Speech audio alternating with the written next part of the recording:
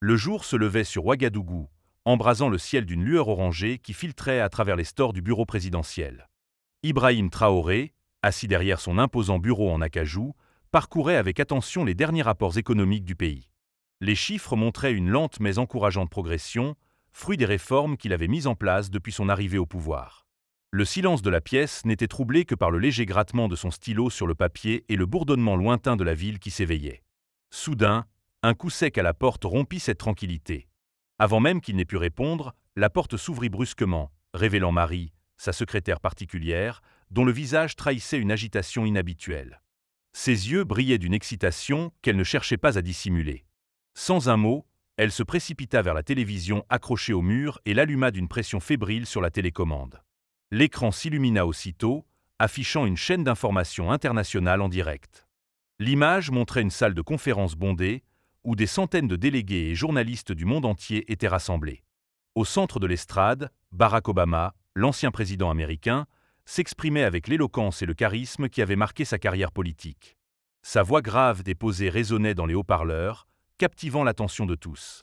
Avant de continuer, n'oublie pas de t'abonner à la chaîne et de mettre un like. Au fait, de quelle ville nous regardes-tu? Écris-le dans les commentaires. Ça nous intéresse.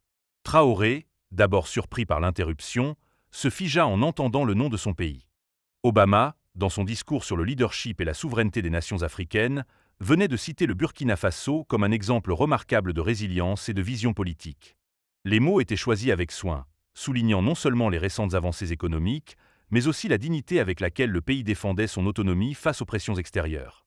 La caméra fit un plan large, montrant l'assistance qui applaudissait chaleureusement. Puis, à la surprise de Traoré, des images de projets menés au Burkina Faso apparurent sur l'écran géant derrière Obama. Des infrastructures en construction, des fermes modernisées, des écoles rénovées. Autant de réalisations que son gouvernement avait impulsées.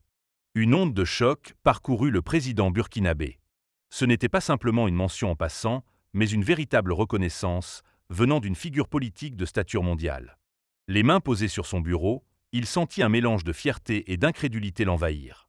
Marie, debout à ses côtés, observait sa réaction avec un sourire discret. Pendant quelques secondes, le temps sembla suspendu. Puis, lentement, Traoré se redressa, les idées déjà en mouvement. Il comprit immédiatement que ce moment marquerait un tournant, non seulement pour lui, mais pour tout le Burkina Faso. La nouvelle de l'éloge public d'Obama avait à peine eu le temps de se diffuser qu'Ibrahim Traoré convoqua en urgence son cabinet.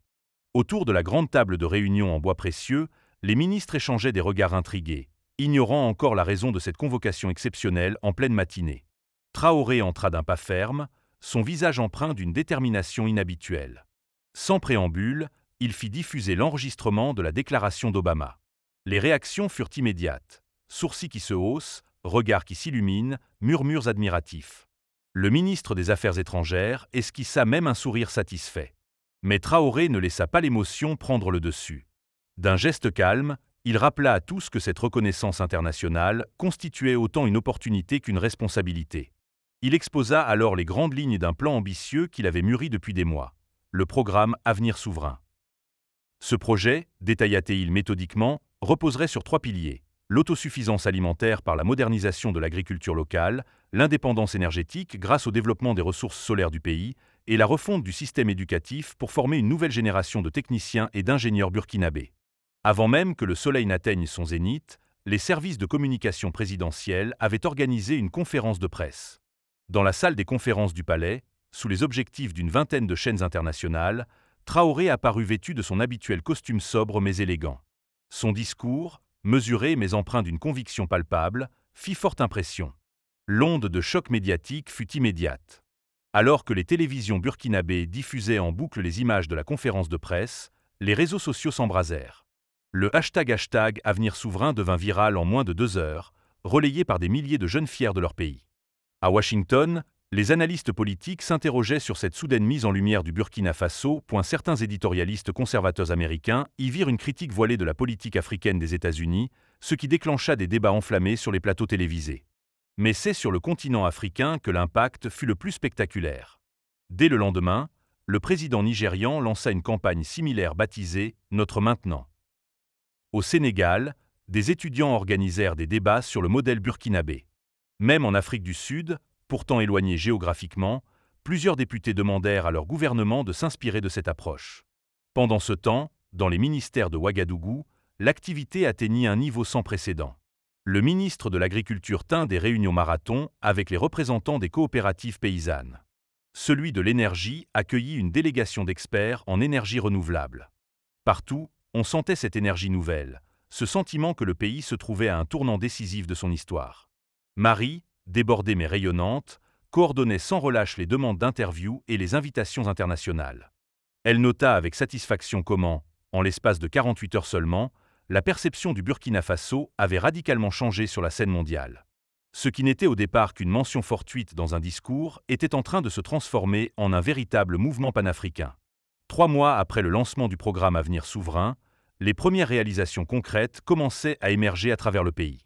Dans la région du Plateau central, des coopératives agricoles avaient été équipées de systèmes d'irrigation modernes, permettant aux cultivateurs de mil et de sorgho d'obtenir 2 récoltes annuelles au lieu d'une seule. Les greniers communautaires, remplis à capacité, témoignaient de cette nouvelle abondance. À Bobo-Dioulasso, un centre de formation professionnelle spécialisé dans les énergies renouvelables avait ouvert ses portes. Chaque semaine, des dizaines de jeunes y apprenaient l'installation et la maintenance de panneaux solaires.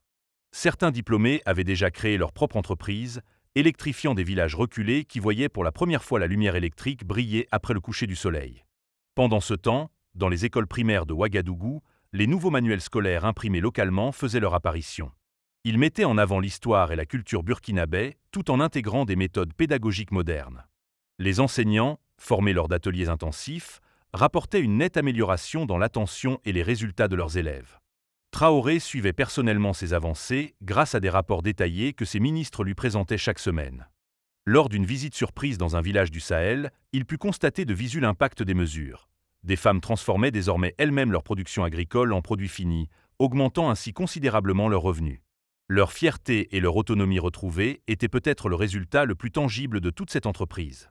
Le stade du 4 août à Ouagadougou était comble ce jour-là. Plus de 30 000 personnes s'y étaient rassemblées pour célébrer les premiers succès du programme Avenir Souverain. La scène, décorée aux couleurs nationales, dominait une mer de drapeaux rouges, verts et jaunes agités par une foule enthousiaste.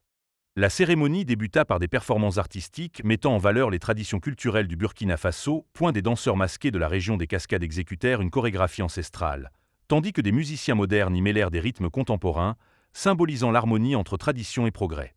Puis vint le moment le plus attendu.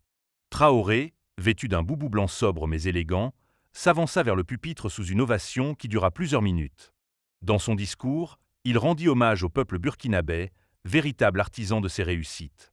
« Ce ne sont pas mes idées qui transforment ce pays, déclara-t-il, mais vos mains, votre courage et votre foi en l'avenir. » Le point d'orgue de la cérémonie fut l'arrivée sur scène de Fatou, une jeune femme de 25 ans originaire de Koudougou. Ancienne vendeuse ambulante, elle était devenue grâce au programme la première femme maçon de sa région, construisant désormais des maisons en terre stabilisées bien plus résistantes aux intempéries. Accompagnée de sa mère âgée, toutes 2 en larmes, elle reçut des mains du président un diplôme honorifique devant une foule visiblement émue. Cette image de transmission entre générations, de réussite féminine dans un domaine traditionnellement masculin, et de reconnaissance nationale devint instantanément le symbole de toute la cérémonie. Lorsque les projecteurs s'éteignirent enfin sur cette nuit historique, personne ne doutait plus que le Burkina Faso était engagé sur une voie nouvelle, tracée par et pour son peuple. À des milliers de kilomètres de Ouagadougou, dans son bureau spacieux de Washington, Barack Obama suivait avec un intérêt croissant les développements au Burkina Faso. Assis devant son écran plat, il visionnait les images de la cérémonie au stade du 4 août, un léger sourire aux lèvres. Ses yeux pétillaient d'une satisfaction particulière alors qu'il observait la foule en liesse et les visages rayonnants des bénéficiaires du programme. L'ancien président américain fit venir son assistant pour lui demander une analyse approfondie des réformes entreprises par Traoré. « C'est exactement le genre de leadership dont l'Afrique a besoin », murmura-t-il en parcourant les rapports. Le soir même, lors d'un dîner avec d'anciens collaborateurs, il prit la parole pour souligner l'exemple burkinabè. Ce que fait Traoré démontre qu'avec une vision claire et une gouvernance intègre, même les nations les plus modestes peuvent tracer leur propre voie. Quelques jours plus tard, lors d'une interview exclusive avec la BBC, Obama revint sur le sujet avec enthousiasme. « Je ne connais pas personnellement le président Traoré, mais ce qu'il accomplit est remarquable. Il montre que le véritable développement vient de l'intérieur, qu'il est le fruit de la détermination d'un peuple et de ses dirigeants à prendre leur destin en main. Ces propos firent le tour du monde, ajoutant une nouvelle couche de légitimité internationale aux réformes en cours au Burkina Faso. Dès retour à Ouagadougou, Ibrahim Traoré ne se laissa pas griser par ce succès grandissant. Tôt un matin, alors que la ville commençait à peine à s'éveiller, il partit sans protocole particulier visiter une école primaire en périphérie de la capitale. Là, il fut accueilli par un spectacle qui le toucha profondément. Des dizaines d'enfants en uniforme neuf, le visage brillant d'espoir, chantant l'hymne national avec une fierté palpable. Parmi eux, un petit garçon nommé Mamadou attira particulièrement son attention. L'enfant, dont les parents étaient de modestes agriculteurs, lui montra avec fierté son cahier de mathématiques. « Je veux devenir ingénieur pour construire des ponts », déclara-t-il avec une conviction qui arracha un sourire ému au président. Traoré passa près d'une heure à discuter avec les élèves, écoutant leurs rêves avec une attention sincère. En quittant l'école, sous le soleil maintenant haut dans le ciel, le président fit une pause contemplative. Il savait que le chemin serait encore long, semé d'obstacles et de défis. Mais la détermination qu'il avait vue dans les yeux de Mamadou, comme dans ceux de Fatou Lamassone et de tous ces Burkinabés qui se levaient chaque jour pour construire un avenir meilleur, lui confirmait qu'ils étaient sur la bonne voie. L'histoire ne s'arrêtait pas là, bien sûr. Chaque jour apportait son lot de nouvelles réalisations, de petits et grands succès. Mais une chose était désormais certaine. Le Burkina Faso avait retrouvé sa fierté et sa confiance en lui-même. Sous le leadership de Traoré, inspiré par la reconnaissance d'Obama mais surtout guidé par la volonté de son peuple, le pays avançait pas à pas vers son avenir souverain. Une nouvelle page de son histoire s'écrivait, non avec des mots, mais avec des actes concrets qui amélioraient la vie de millions de citoyens. Et cela, au fond, était la plus belle des réussites. N'oubliez pas de vous abonner à notre chaîne et de liker cette vidéo pour nous soutenir.